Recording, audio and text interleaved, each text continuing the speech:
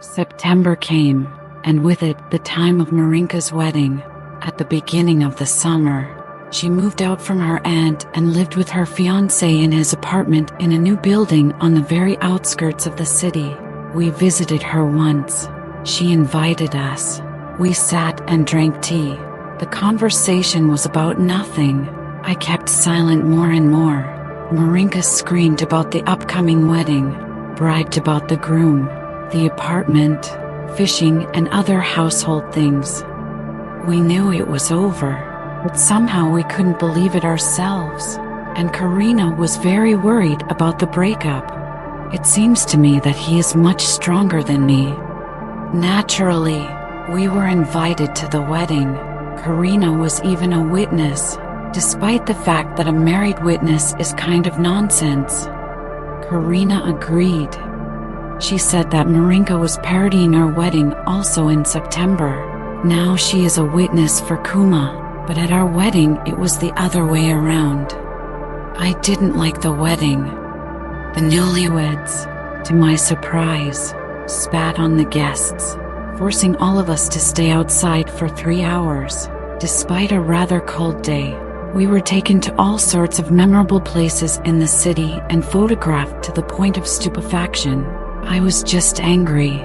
Hundreds and hundreds of photos. Seeing that I was cold, the groom's caring mother came up and offered vodka. There are still no words to describe what was going on in my soul at that moment. All the action in the restaurant. I was sitting far away from my wife, because she was sitting next to the newlyweds. The groom's mother desperately tried to get her drunk, but Kira did not even take a sip of champagne. The guests from the bride's side, and there was a noticeable minority of them, were extremely sad. At first, only Marinkin's father, who delivered an ultimatum, had fun, but then he too wilted. Karina told me that her new husband, women are always the first to find out everything and give it out to the place and out of place, had some kind of mental illness, that he was highly excitable and fell into fits of unreasoning rage. At the wedding, without waiting for its end, he ate decently. Karina then told with a wild laugh how he was carried out simply, and I saw it myself. In the middle of the feast, when the cheerful toastmaster began to arrange his contests, and everyone was sitting with sour faces, I thought that it was impossible to spoil the holiday, even for the former, but still for our girl, and began to light up. The guests followed me. The groom, already pretty rumpled by the event, shouted, "Vashia, cool, I didn't know you were so funny."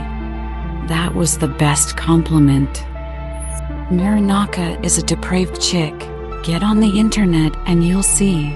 We sent her photos after the new year. "I want my wild kitty. I'll bite you, Mr.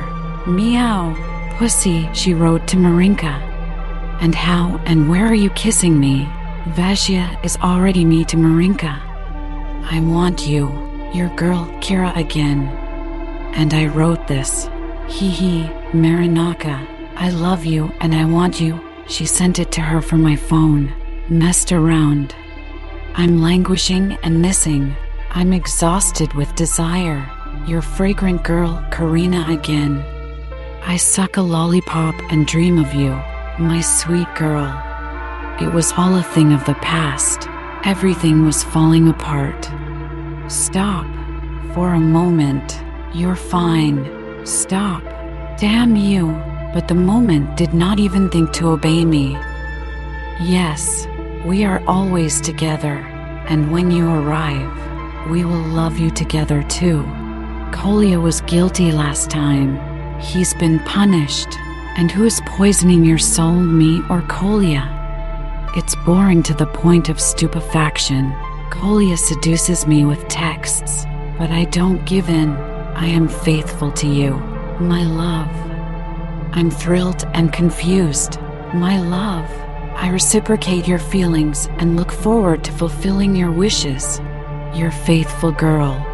Russia was drowning all around. Strangers. the haze of the north. We went to the bottom as the wreckage goes away, and cans of canned food. It was all about us now. I thought I imagined what my wife was going through, but I had no idea. She carefully hid her feelings. It seems that she was even ashamed that she fell in love so stupidly. And one more thing. My wife returned on Christmas Day.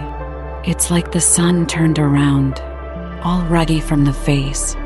A fox fur coat is on top. Turns the key to a foreign car, and there are gifts in the wallet. Husband, from where? Did you fuck? No, darling. I've been caroling. At some point, I thought about stealing the bride and taking her to a household. Fortunately, I had already spied where, but I just couldn't get through to her. She was surrounded by new friends and girlfriends of her husband.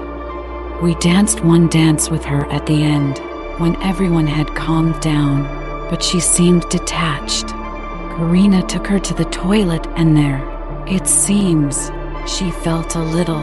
Marinka probably provoked it all herself. I don't know why she needed it. The groom was taken away earlier. It seems to be in a place with the bride, maybe without. We took a taxi with some distant relatives of the groom, people, surprisingly, quite decent. Karina stood firm all evening, even with some skepticism. But the most unexpected thing happened to me late in the evening, when we went to bed. It was quiet and dark. A small one was sleeping on his bed at the foot of us. On the next couch, my younger brother was snoring at arm's length. And then I heard my wife crying.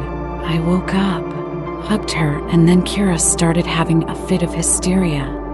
She sobbed selflessly, desperately, in sharp short sobs into the pillow. I knew that it was because of Marinka, from simple and banal jealousy, but she still hasn't admitted it to me. In October, we moved into a rented apartment and began to live independently. It was not easy for us to break up with Marinka, although Kira persistently told me that all this was my invention. Nevertheless, she really wanted new adventures herself. She reminded me that after that she didn't have a man on her side and that it was time to try swing. Besides, by that time we had already been working in video chats for several months, so the fact that more than a dozen men had seen her naked and making love during that time made a great wife. I'm hooked on dating sites. The first correspondence on my part was naive to the point of stupefaction.